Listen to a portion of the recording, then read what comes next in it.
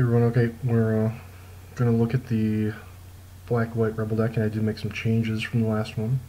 Basically, we took out the morning walks because really they weren't overly exciting each time that I was looking at them. Um, they're probably too slow for the matchups that you want them in, which is going to be against combo, and they're definitely too slow against, say, the aggro decks. So what we did was we took those out. I added another prophetic prism, even though I never really drew one in any of the games. I feel like it's going to be a pretty good card to draw. We also added another Wrathy Trapper,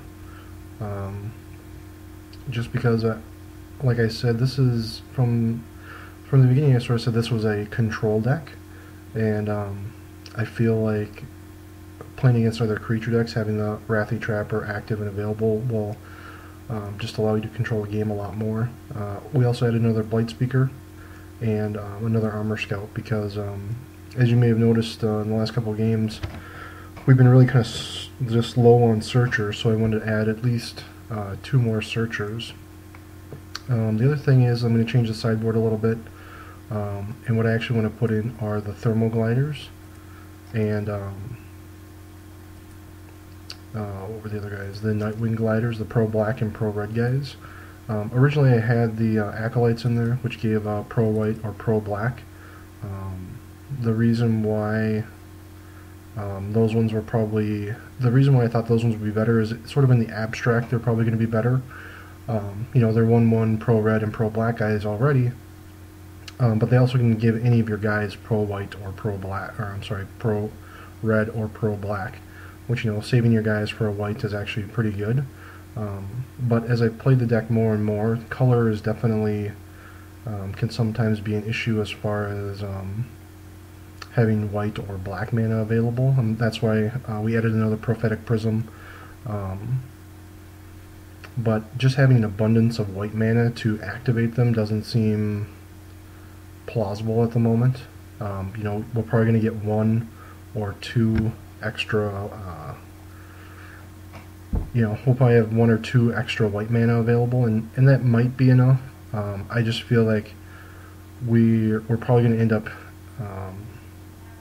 turning into some sort of an aggro deck against those particular decks. It seems kind of strange, but with the 4 Aven Rift Watchers and the Disturbed Burials to sort of search out for our life gain, having the Pro Red and Pro Black guys to suddenly play defense and go offensive will, I believe, allow us to shorten the clock a lot. So we're going to give those guys a try. Also, you can search for them with the Rebels.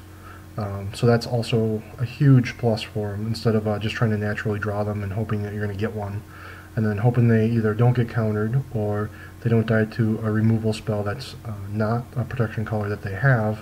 And then also just keeping white mana open so that way you can activate it to save your guys. Sort of seems like a tall order, so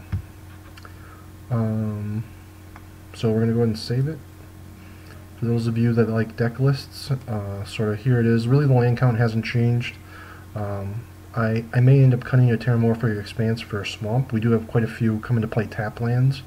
We have the 8 posts. In this case we're running the 2 Basilicas, and then we have 3 Terramorphic Expanses. So over half of our lands come into play tapped, which is definitely a problem. It has been a problem in a couple of games that I've been playing. But it's also kind of a problem not to have the correct colors.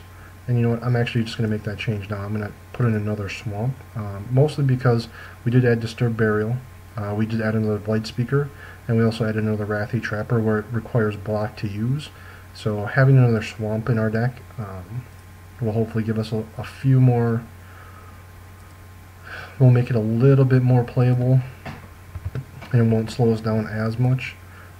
In the end, we may actually go down to just 1 Terramorphic Expanse or 0 Terramorphic Expanses. I'm not quite sure yet, but definitely the come into play tapped aspect of all the lands that we have is kind of a problem. I guess Glimmer Pulse doesn't come into play tapped, but it's colorless mana, which sometimes isn't always useful for us. So we're going to make that change. I'll go ahead and switch it to a sheet view or a list view for those of you that like to just sort of look at the list. For me, I always sort of by casting cost. I don't know why. I guess I'm a little old school. When I sort of build my seal decks or draft decks, I always like looking at casting costs. So you can sort of see the numbers as far as the lands go, and then just basically the numbers of creatures that we typically have. The only thing we don't have 4 of, as far as the searcher go, is Armor Scout. And the only reason we don't have 4 of those is because I decided to go with Blight Speaker as a 4 of instead of a 2 of, or even just splitting them as a 3/3, which you could do also, but I don't know. I haven't had a chance to use the target player loses 1 life a bunch of times, but it definitely seems a lot more relevant than you know, a 2/1 with basically just the search effect for him. So, all right. Gonna get some practice games in here. Not 2-man queues. Another thing to realize is that the way that the deck is shaping up and the way that I think it'll have to play out is we're pretty much preying on the decks that prey on oops, I have an invalid sideboard. Oh, I had an extra dress in there. We're basically trying to prey on the speed decks or the aggro decks, like mono green, even though we're not really set up for affinity greatly. Goblins, White Weenie, decks like that actually have, I wouldn't say better, but I guess it sort of prey on, say, the combo decks or 8-post and sort of racing. And then what we'll do is we'll actually change our sideboard, or when we sideboard, or what we're trying to do with the sideboard is shore up our matchups against those specific decks that we're playing against, such as Teps or blue-red post, or some sort of like mono-black deck, which will be kind of a pain also. This is actually pretty good for us. We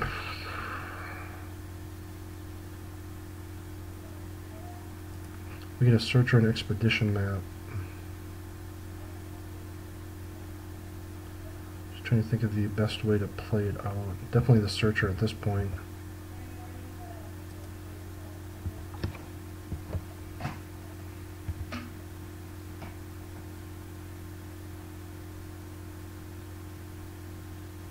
So probably blue-red post. That's typically what we run into. I don't know how I didn't cast my Sergeant the last turn. That is unfortunate. We're going to cast this expedition map now. Too busy talking, not enough time thinking. So my opponent should be at 1, just as a mental note.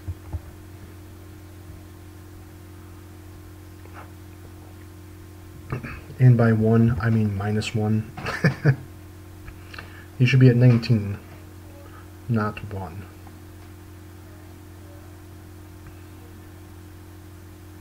You know, I'm kind of torn on whether I want to actually get a cloud post. And the reason for that is because, you know, I don't necessarily want to give him more mana.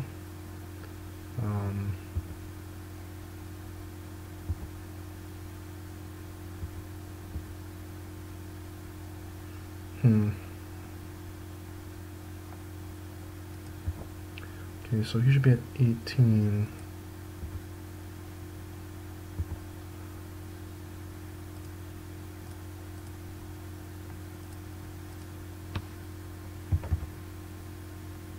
I probably should just search for him.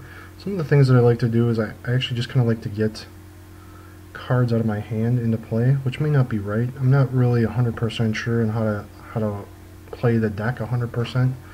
Obviously, it seems like I should be searching for my guys because it's sort of like drawing an extra card. But you also sort of need to start getting damage in.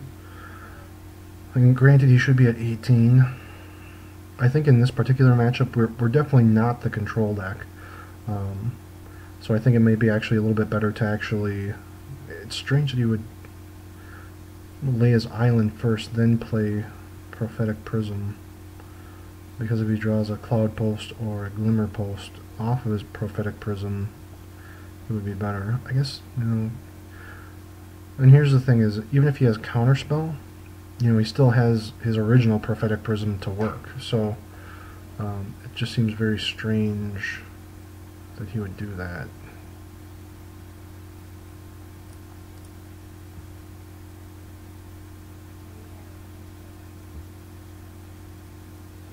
I feel like he's going to have some sort of a counterspell here, and I want to make sure that he does Blight Speaker first if he does have a counterspell, because Defiant Falcon won't get hit by Seismic Shudder. Well, we're just going to sort of go balls to the walls and we'll see what happens.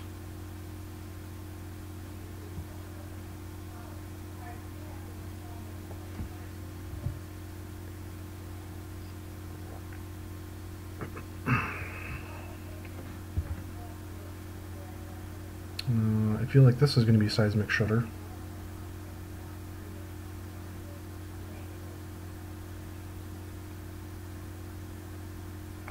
Yep. Alright, so he's at least going to get a 2-for-1. I don't mind him doing that.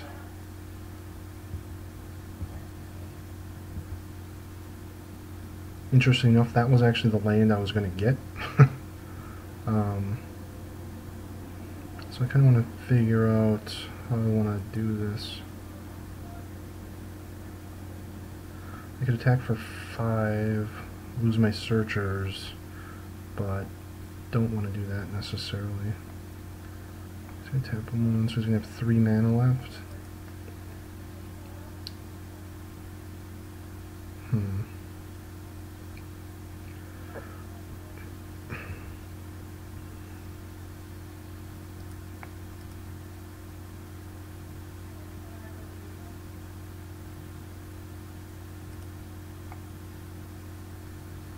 Actually, I'm gonna get in. Actually, you know, I'm not gonna get in with any of those guys. And the reason is unfortunately I need to lay. Well, I don't have to lay, but I would like to lay the Basilica here. But attacking with Blight Speaker, if he decides not to Seismic Shudder, is, you know, I can still ping him, so it's not like I'm losing a point.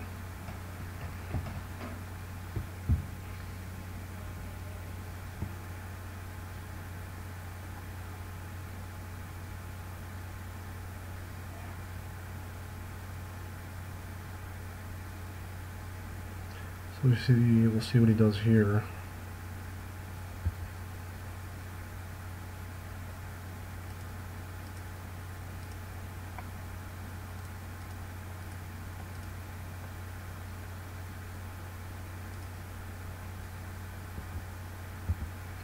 That was actually good for me. I get another use out of Blight Speaker, which is not irrelevant.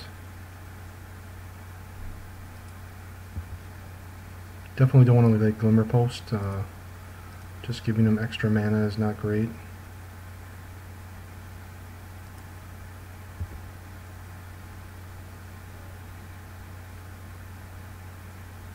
We'll see if he Seismic Shudders here.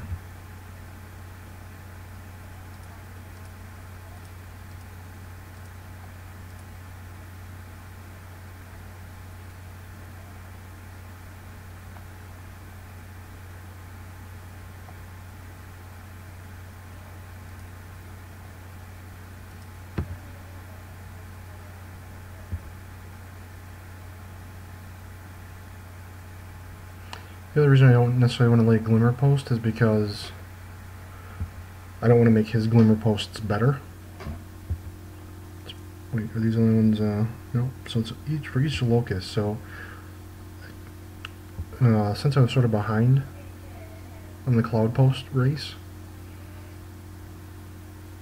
there's a possibility I might go get it next time. He hasn't laid one yet. And at this point, if I give him an extra mana, it's not that big of a deal.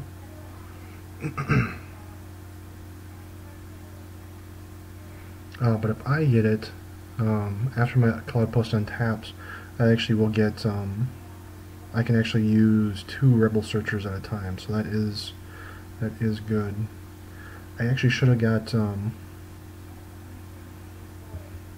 that is fine.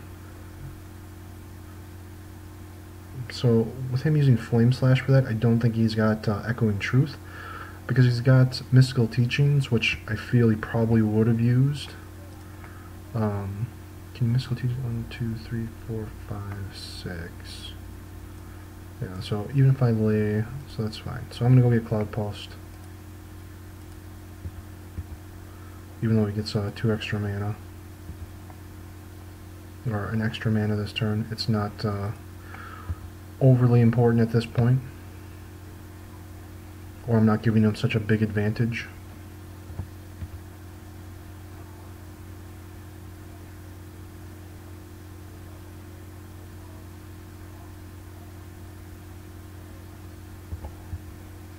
That is okay.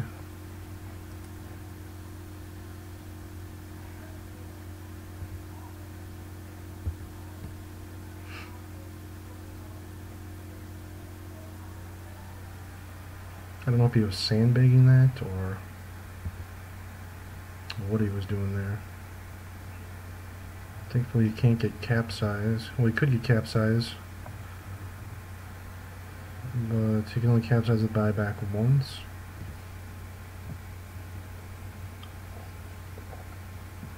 I don't necessarily know if that's the correct play, but it's definitely not insignificant.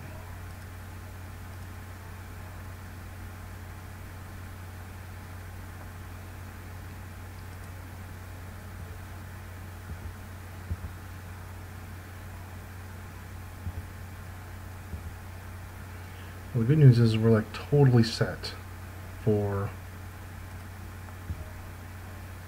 his Mole Drifters.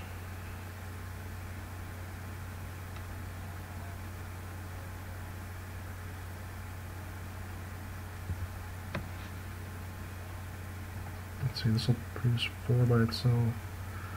4 and 3. So I can actually wait to cast my Glimmer Post. I just don't want to give him more mana than what's necessary at this point, especially when he has capsize that he could do. Well,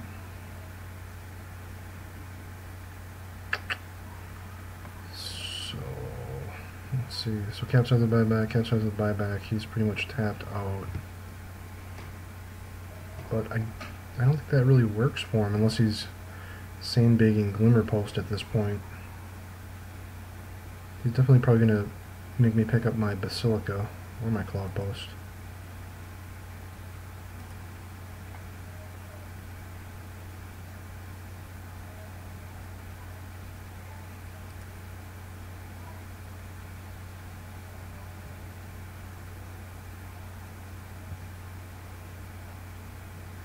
Strange that he went to tap this for mana prior. I guess he doesn't really need to. I know he has capsize. You don't necessarily need to see it. 6, 7, 8.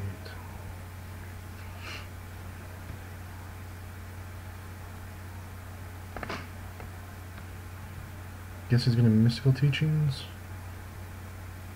Because if he doesn't Mystical Teachings for removal, he's pretty much dead.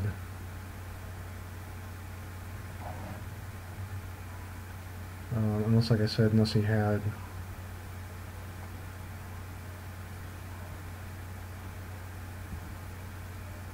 Okay. So in this case, actually, we do want to get an Armor Scout, just because it is 2 power, which is relevant for us. Disturbed Burial is not overly great for us. The problem is we need to like Glimmer Post to be able to double search, or we can actually attack with these, play the Aven Rift Watcher, and search with the Rasmussen Sergeant again. In this case, I'm actually going to tap the Basilica, because that's probably what he's going to bounce first if he's going to bounce anything.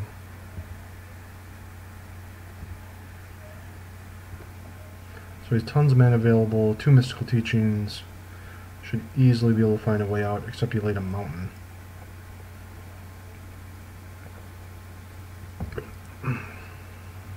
I don't know if that was just bad luck on his part or what, but I actually like the pro red guys in this matchup just because all of his removal is red, and really the only thing that we have to the only thing that'll get in the way is Mole Drifter. But another fun thing that we can try to do is actually use Echoing Decay to get rid of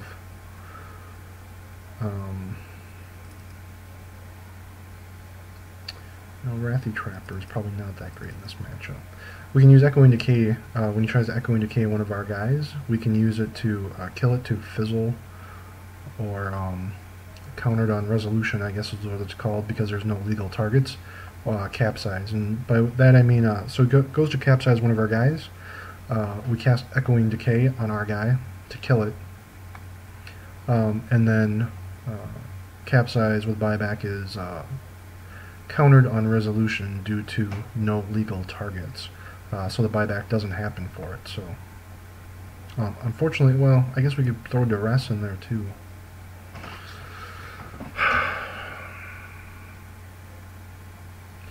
Duress kind of seems like a better plan. I kind of want to keep Echoing Decays because really the only thing that will stop Thermal Glider is going to be capsized with buyback and Mole Drifters.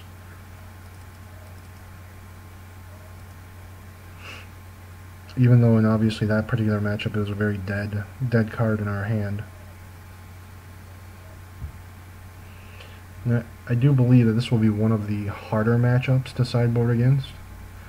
So I want to make sure that these numbers are correct because we definitely have to manage our mana. Well, it's about the worst best hand I could have.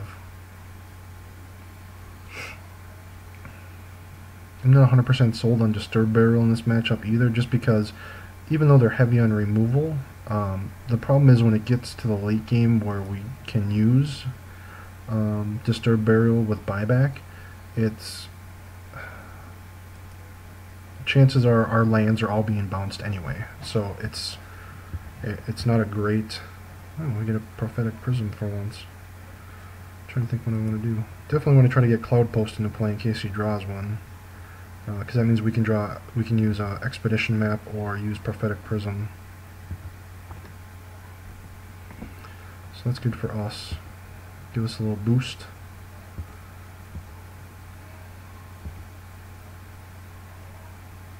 We could actually cast the Sergeant and lay Expedition Map if we wanted to. Kind of tempted to play Expedition Map and search with it.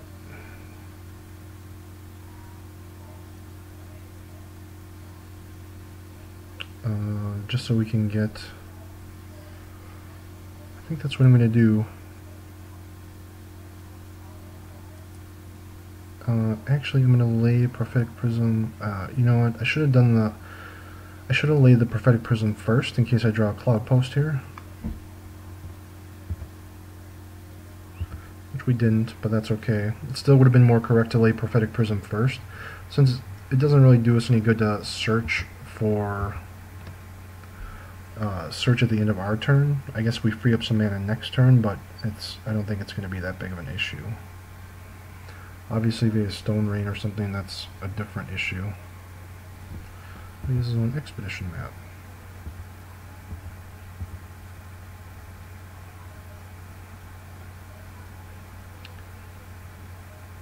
Alright, so Expedition Map.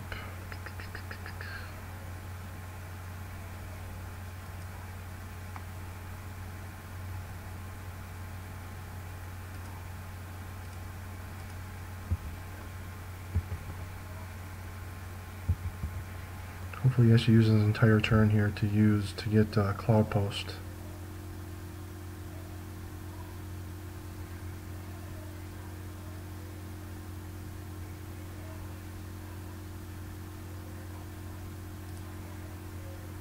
So ours produced 8.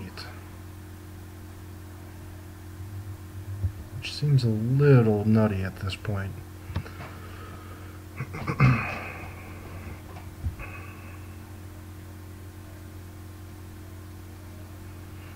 I definitely feel like we want another white source, but we definitely want to get both lieutenants into play.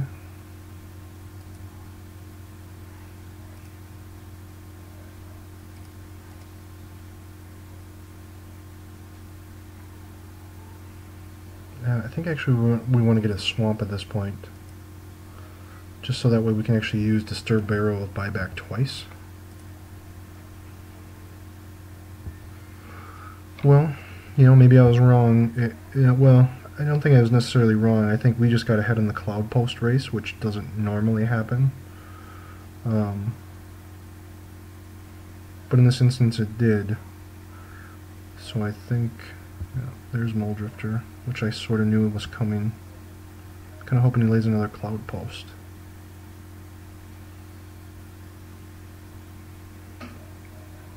And my opponent's a little mana screwed, so that always helps, obviously.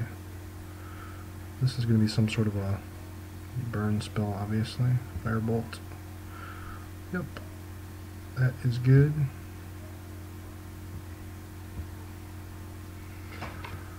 So, the question is, how much mana do I actually need this turn? I feel like that is correct, just because we have more cloud posts, and we actually have stuff to do with our mana. Definitely want to cast this with buyback first.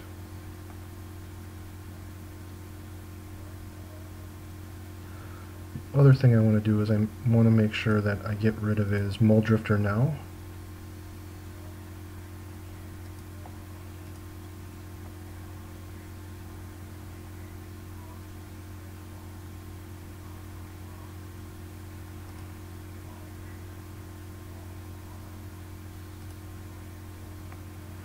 And I want to get more searchers here, so I'm going to get Defiant Falcon and Lieutenant. I think that was a pretty good turn for us. If we somehow get to untap with all three of these guys, that's very good for us. And he played an island, so that's even better for us. I feel... I don't know. I don't play a lot of blue-red post, but for me, to lane island and then brainstorm seems not the right sequence that you want to use.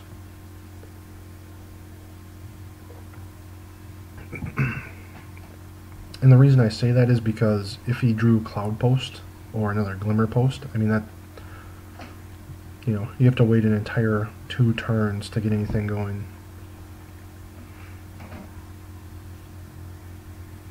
I knew this was going to be a problem, Muldrifter.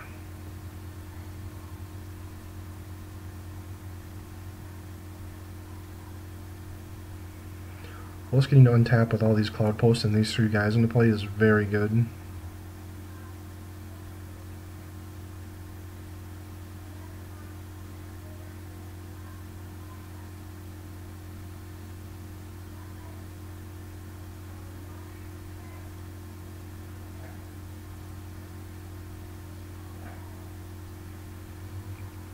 What are these? 10, 11, 12. So we can actually search with all 3 guys.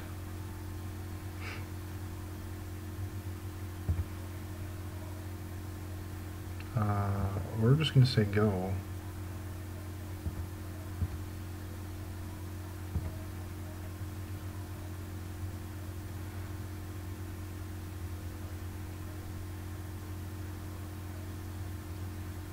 Okay, so we get 6 mana, so we get 12, 13, 14, 15.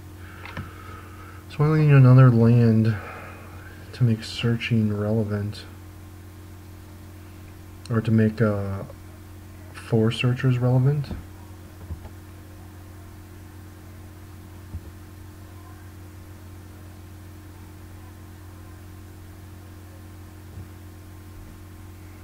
But what I'd really like him to do is tap mana on his turn.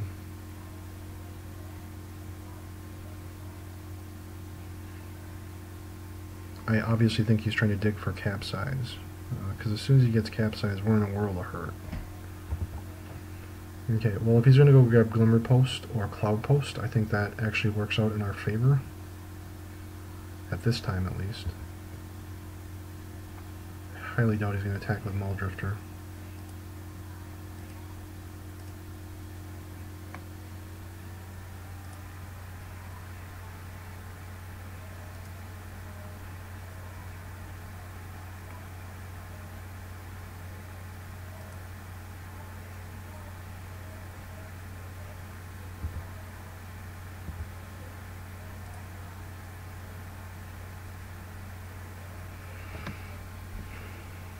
I think I'm actually going to get Armor Scout here just so I can attack with them.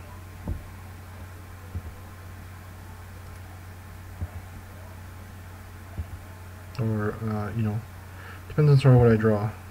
Alright, so I drew a plane, so I'm not actually going to attack with them.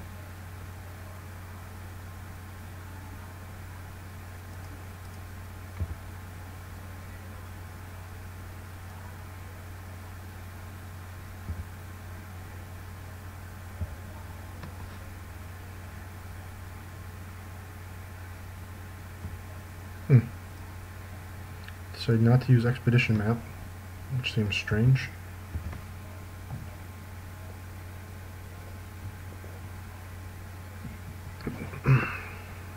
His plan at this point might also be just to fireball me. It seems strange that he would like Glimmer Post instead of searching with Expedition Map to lay another Cloud Post. That's just my take on it. To me, these matchups of Cloud Post seem to be who can get Cloud Post into play first, and then who can start casting it with buyback for 2 or more times.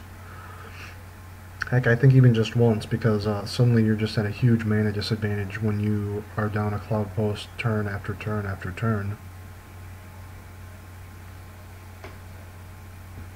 Basically, at that point, as soon as it becomes 1 capsize with buyback, you just can't advance your board state. So it's like looking at the board and saying, do I have in play enough what I need to win?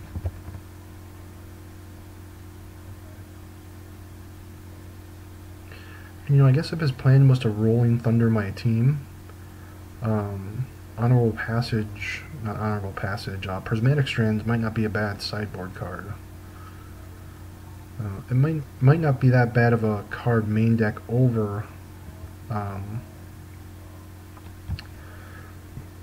Echoing Decay. It's kind of a problem against Teps and a bunch of goblins, because then you're purely in a race situation, and typically when you're going to have a bunch of goblins beating down on you, you're not going to be able to really race at that point. You know, you might have 1 or 2 guys into play, and they're going to have, you know, 12 or whatever it may be. And you pretty much have to have, you'd have to have multiple Prismatic Strains at that point to survive.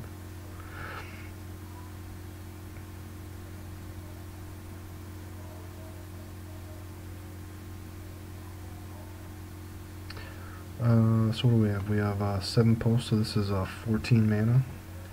15, 16, 17, 18.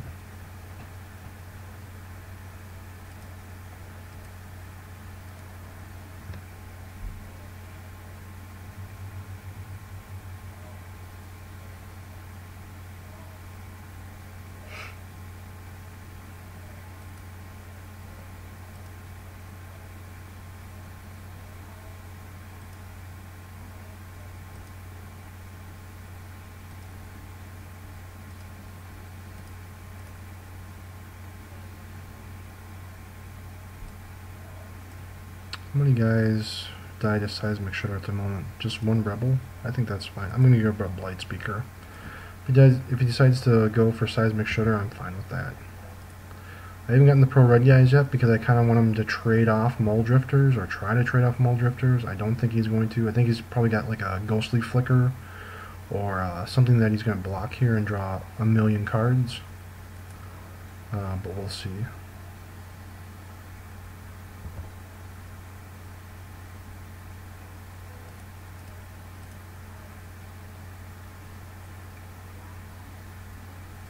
I think I can actually just attack with some of these guys. Definitely don't want to attack with the flyers. Let's see. Bringing him in 19, losing 2 rebels. I think that's fine. I'm actually not even losing them because even if he has condescend, it's not like the end of the world for me. Yeah, so I guess his ghostly flicker here.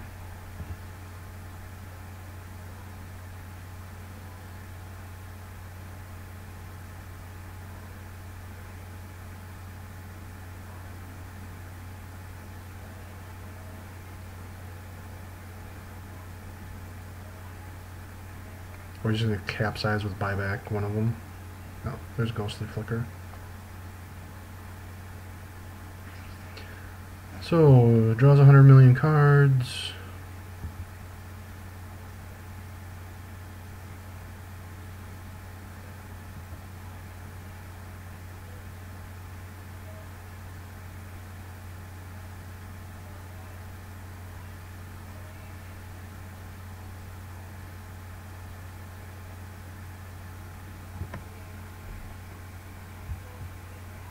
Now he's trying to decide how many of my guys he wants to kill.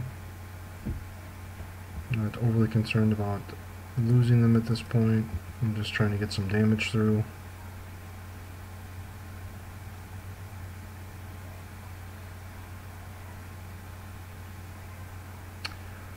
My problem is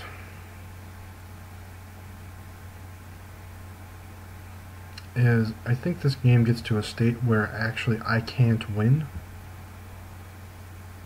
What I mean by that is we get so many cloud posts out that he can do capsize with buyback at glimmer post and just gain more life than I could possibly do damage in a single turn. So it's definitely something to be a little worried about. I'm trying to think here what I want to play.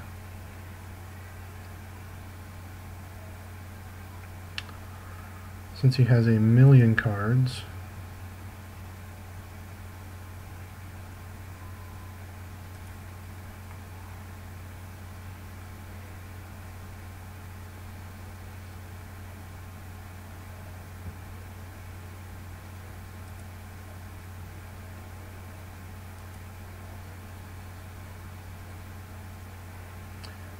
the only good thing that I can say at this point is I'm glad he doesn't have serrated arrows, because as soon as he casts serrated arrows, that's serrated arrows with buyback, a big problem for us. Maybe we should have artifact destruction to shore up our this particular matchup. We could get rid of expedition maps, prophetic prisms, and we can also get rid of, yep, it's strange that he didn't use expedition map to grab another blue source. Maybe it's a, I don't know, maybe this is a screen glitch. Maybe he doesn't actually have this. I could have swore I saw him cast it and it's just sort of been sitting there.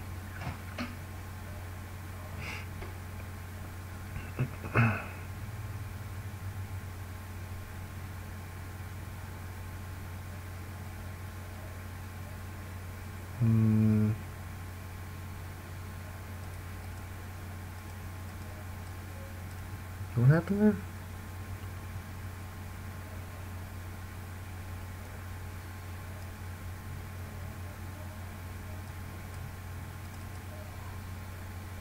I don't know what happened. He put some in the stack and didn't play it. I didn't think that was actually possible.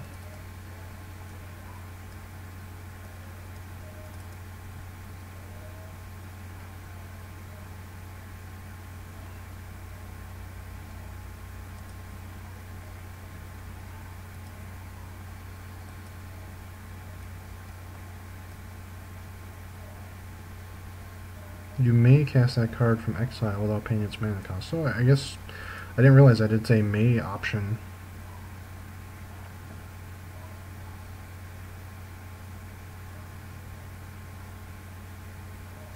I have a feeling this is sort of like a big Karavik Torch or Rolling Thunder for 17. So obviously that's not a feel-good story.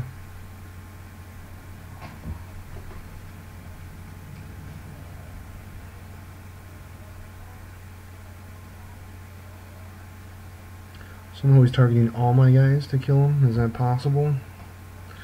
3, 3, 3, 1, 1, 1, 1. I guess they don't have a whole lot of toughness, so.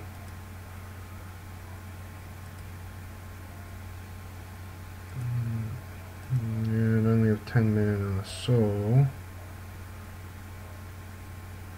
What do I want to do? I definitely want to. Oops. Well, didn't mean to cast that. Do that, I should say. Let's get Armor Scout.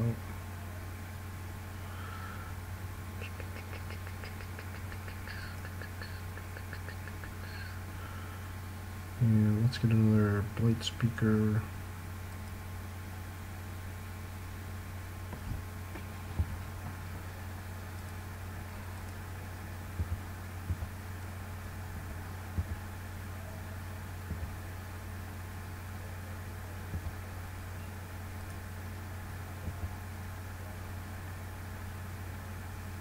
Bring it, homie.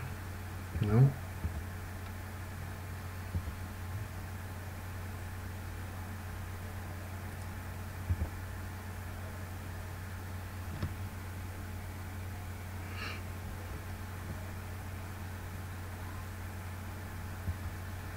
Like, I feel our best option is just to play faster than our opponent. As strange as that may seem.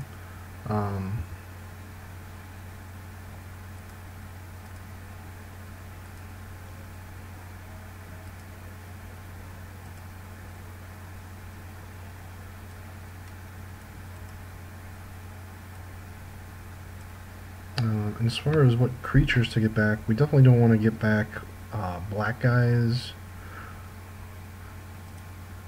Just because we're going to be using that mana to cast, hopefully, Disturb Barrow with buyback. So in this case, we're going to get even Rift Watcher.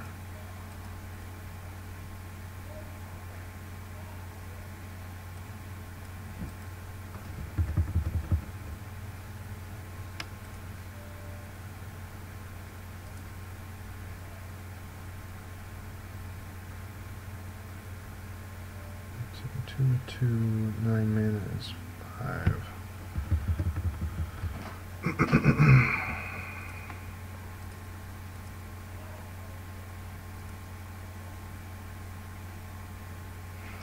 Probably should have cast the Rift Watcher there, but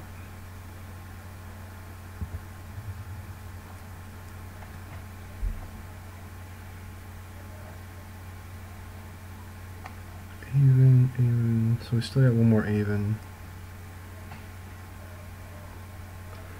So he's looking for a Mancer or a Wall, depending upon which one he plays. I'm trying to think of the rest of his list here. Here he has Capsize with buyback, and you can do 3 things at a time. So those are not good times. He is targeting the tapped one, so that is okay.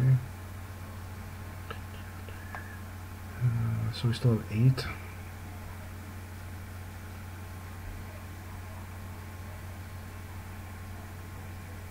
Yeah, so basically I'm at a point where what I have in play, is that going to be enough to win the game? I definitely don't think so.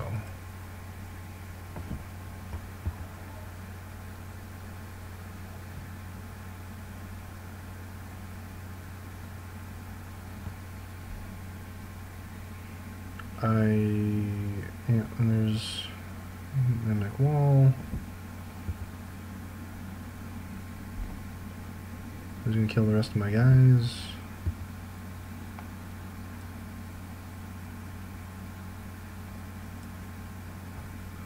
Someone we decided to choose Rolling Thunder. Strangely, he hasn't played a Mountain yet.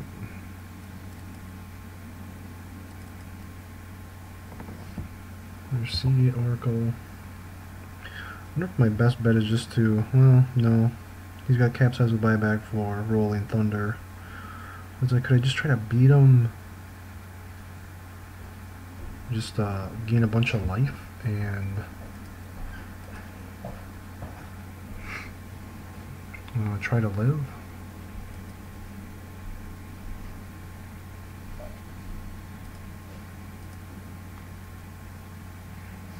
But unfortunately that doesn't really work, so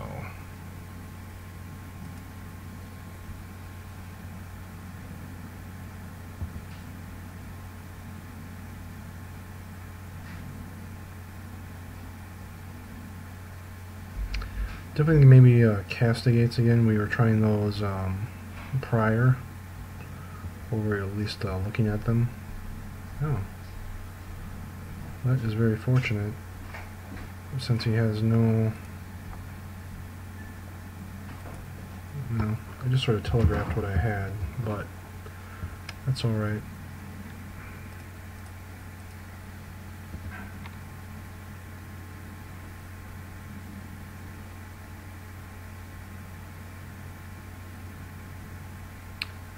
Because here's the other thing, I don't think he has any other bounce spells. Maybe he's got another ghostly flicker. I guess we'll know in a little bit, because if I can get rid of capsize, the game actually becomes very different.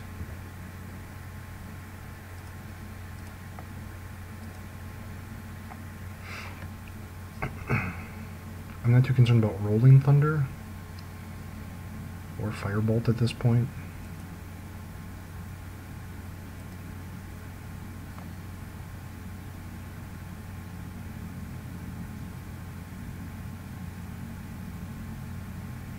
I'm just going to say go here, actually.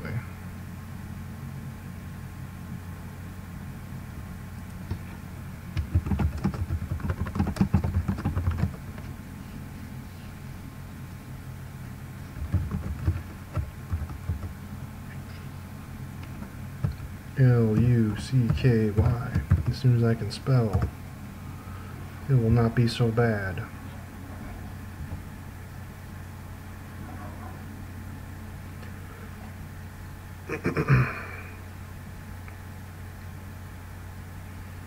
There's serrated arrows, so good thing is he doesn't have capsize to keep getting it back.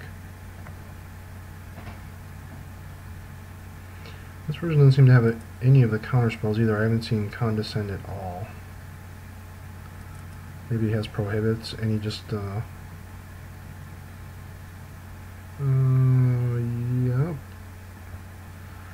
That guy sure changes things in a hurry. And by hurry I mean holy crap.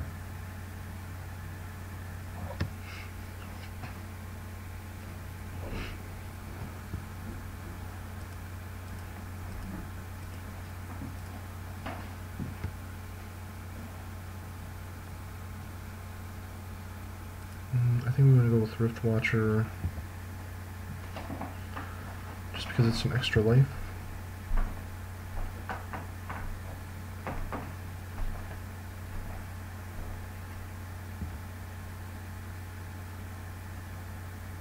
And he also doubles as an attacker here next turn, because we're basically in a race situation at this point, especially with Crusher.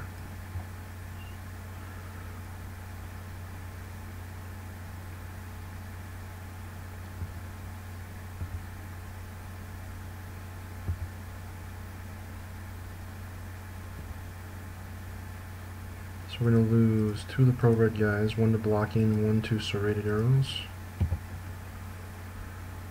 I think it's probably best to try to disturb burial him back.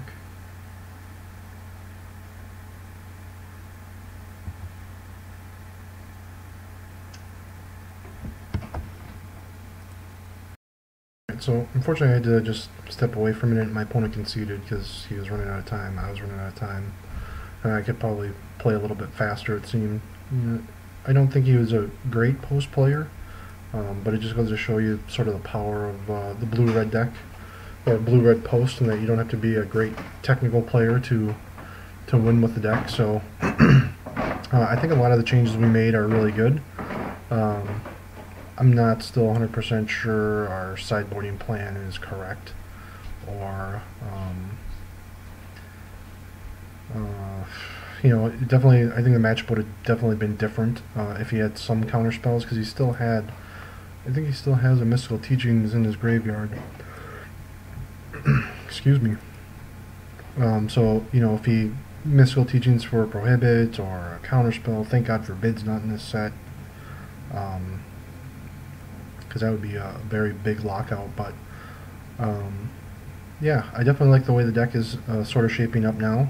I did really have some big concerns as far as when we initially were building it. I didn't think the card draw over time was going to be better than, say, the immediate blue card draw that a lot of the post decks are playing, whether it's red blue or blue black. But we at least had a game where it was significant, where we were basically drawing 4 cards a turn, or we could draw 4 cards a turn, 4 extra cards I should say a turn, just because of the number of posts that we had in play, our opponent had in play, and just the number of guys we could get into play. I'm really glad somebody did. I do apologize, I don't remember your name, but you were on MTG Salvation and you recommended Disturbed Burial, and I'll look up your name next time and give you a little shout out here, because Disturbed Burial is definitely a good addition to the deck, and I'd actually like to maybe find, if it's even possible, to find even a more efficient or better card to sort of bring back our guys after they get swept off the board, especially in the blue-red post matchup, or if we have to start chump blocking or trading guys against some of the aggro decks. Definitely really good against the aggro decks that we can get Rift Watchers back, just getting more life back, and actually just trading more guys. So until next time.